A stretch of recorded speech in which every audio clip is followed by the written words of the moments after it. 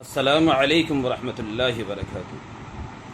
آج کا یہ ایپیسوڈ خاص کر کے مدارس کے اساتذہ کے لیے ہے، یعنی استاد کے لیے ہے، اور بچوں کے ماں باپ کے لیے ہے۔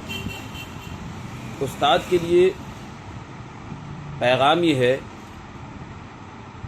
کہ بچوں سے انسیت پیدا کریں، بچوں سے ایک لگاؤ پیدا کرو۔ ہمارے جو پڑھنے والے بچے ہیں، چاہے حفظ کے ہو اور چاہے وہ بچوں مولویت کی تعلیم حاصل کرنے کے لیے درجہ اول، درجہ دوم، درجہ سوم کے تعلیم حاصل کرنے والے جو بھی ہے بڑے، تو اسے ایک انسیت، ایک لگاؤ پیدا کرو کہ وہ بچے آپ سے ملنے کے لیے بے چین ہو، بے قرار ہو، اور آپ کی صحبت میں رہنے کو اپنے لیے لازم سمجھے، ان کا دل بے قرار ہو۔ جیسے حضرت زید رضی اللہ تعالی عنہ کو بیچ دیا گیا اور ہدیے میں حضور صلی اللہ علیہ وسلم کی خدمت میں پیش کیا گیا۔ جب ان کے ماں باپ ان کو لینے آئے، میں شارٹ کٹ میں بتا رہا ہوں، آپ حضرت تو جانتے ہیں، جب ان کے ماں باپ ان کے لینے آئے، ان کے چاچا اور ان کے باپ لینے آئے، تو انہوں نے ہرگز حضور صلی اللہ علیہ وسلم کا ساتھ چھوڑنا گوارا نہیں کیا، بلکہ ماں باپ کا ساتھ چھوڑنا گوارا کیا۔ جو باپ اپنے بیٹے سے نہایت محبت کرنے والے، بے انتہا محبت کرنے والے، اس کے باوجود حضور صلی اللہ علیہ وسلم کا شفقت کا یہ اثر ہوا کہ حضور صلی اللہ علیہ وسلم کے ساتھ چھوڑنے کے لیے تیار نہیں ہوئے۔ اسے کہتے استاد۔ یہ استاد ہمارے حضور صلی اللہ علیہ وسلم بہترین نمونہ ہے استاد کے لیے۔ ان سے زیادہ بہتر استاد کوئی نہیں ہوں گے، ان سے زیادہ بہتر تعلیم دینے والے کوئی نہیں ہوں گے، ان سے زیادہ امت کا درد، ان سے زیادہ امت کی فکر کہ امت کیسے جو ہے جہنم سے بچ جائے، اور ہر ایک میرا امتی اسے دین کی ہر بات کا علم ہو جائے، اس لیے ہر موقع میں اللہ کے نبی صلی اللہ علیہ وسلم رہنمائی کیا کرتے تھے۔ تو ایسا شفیق استاد کہاں ملیں گے؟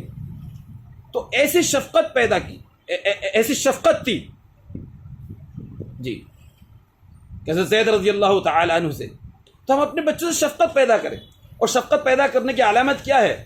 اس کی علامت یہ ہے، ایک تو بچوں سے مسکرا کے کلام کریں، بچوں کے عیب کو نظر انداز کریں، بچوں کی حوصلہ افزائی کے لیے بچوں کو ہدیہ دے۔ ہم یہ سوچتے ہیں کہ ماں باپ ہمیں ہدیہ دے، کہ نہیں، استاد کی بڑی ذمہ داری ہے۔ ہم اپنے اسلاف کے، اپنے بڑوں کے، ان کے واقعات کو پڑھیں، ان کی زندگی کو پڑھیں۔ ان کی زندگی کو جب پڑھیں گے تو ہمیں معلوم ہوگا کہ وہ اپنے بچوں کو کیسے اپنے قریب کرتے تھے، اور وہ پھر وہ بچے اپنے استاد کے لیے جان دینے کو تیار ہو جاتے تھے، ایسی محبت۔ تو بچوں کو ہدیہ دے آپ۔ اب مدرسہ بند ہے، میں کیونکہ یہ جو موجودہ حالات پر بات کر رہا ہوں۔ جب تعلیم کا نظام انشاءاللہ اللہ تعالیٰ مدرسے میں شروع کرے گا، اس کا الگ ایپیسوڈ بناؤں گا انشاءاللہ۔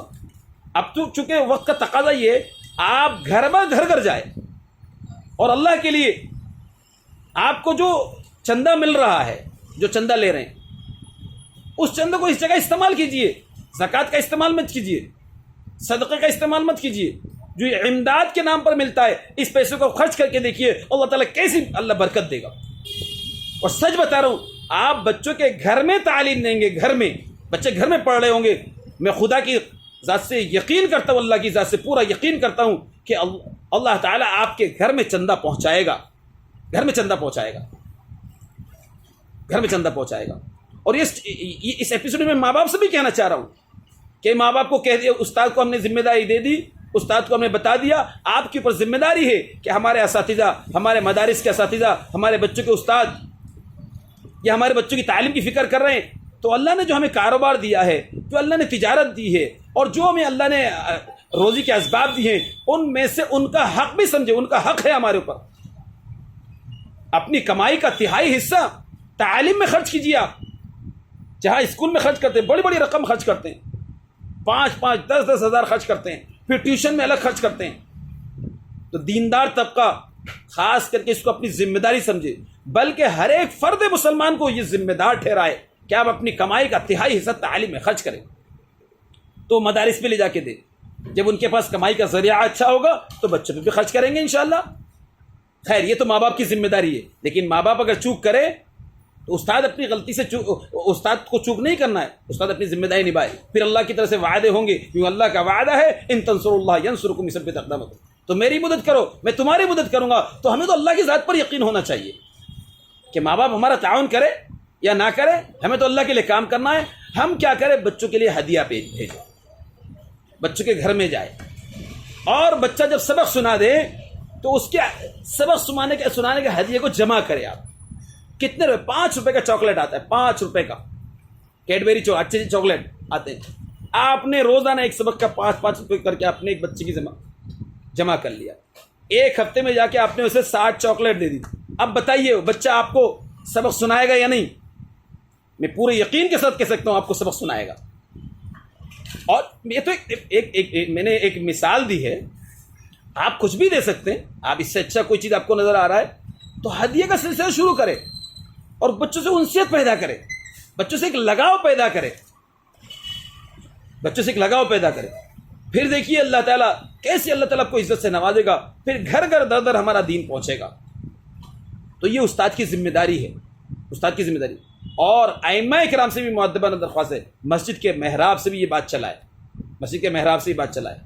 ممبر شریف میں جو بیٹھ کے ہم دین کی باتیں کرتے ہیں اس میں موضوع دیکھیں، کون سا موضوع، کیا موضوع ہے.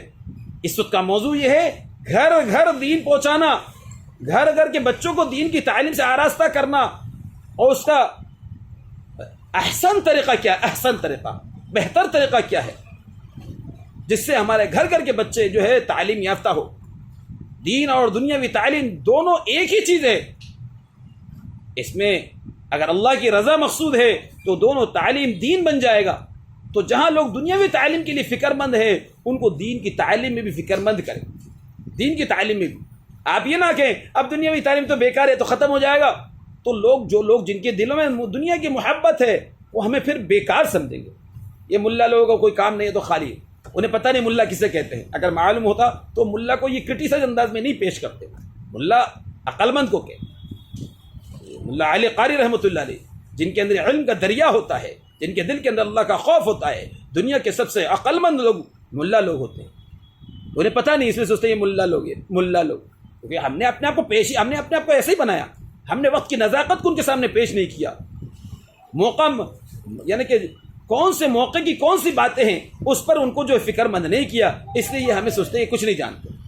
اس لیے میری عاجزانہ درخواست ہے آپ اس موقع کی نزاکت کو سمجھتے ہیں، موقع کی نزاکت کے اعتبار سے امت کے سامنے امت کے مسائل کا حل بتائے.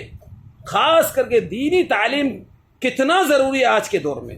ہماری مسلم بچیاں مرتد ہوتی جا رہی ہیں. اس کی وجہ کون ہے؟ اس کے ذمہ دار کون ہیں؟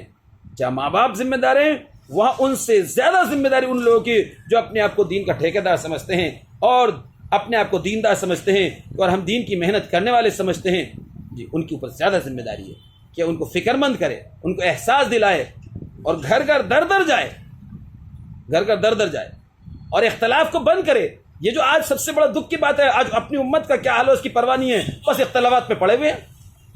اختلاف ٹھیک ہے اپنی جگہ پہ، وہ علماء کر رہے ہیں، اس کو یوٹیوب چینل میں نہ ڈالیں، بلکہ یوٹیوب چینل میں اگر ڈالنا ہے تو آپ دین کی فکروں کی بات ڈالیں اور گھر گھر در در جا کے سمجھائے، امت کے عقائد صحیح کرے، امت کو دین سکھائے، نماز کیسی پڑھنی ہے جی، اور اپنے گھر میں نورانی ماحول کیسے بنے گا، دینی ماحول کیسے بنے گا. ہماری دنیا اور آخرت جو بنے گی وہ دین پر چلنے پر بنے گی، ورنہ ہماری دنیا بھی اجڑے گی اور آخرت بھی اجڑے گی. اگلا ایپیسوڈ انشاءاللہ میں اپنی بچوں کی تربیت کیسی کرنی ہے اس موضوع پہ انشاءاللہ میں ایپیسوڈ بناؤں گا. سب سے درخواست ہے میرے اس یوٹیوب چینل کو آپ سبسکرائب بھی کریں اور اس کو شیئر بھی کریں. اللہ تعالی ہمیں عمل کرنے کی توفیق عطا فرمائے. السلام علیکم ورحمۃ اللہ وبرکاتہ.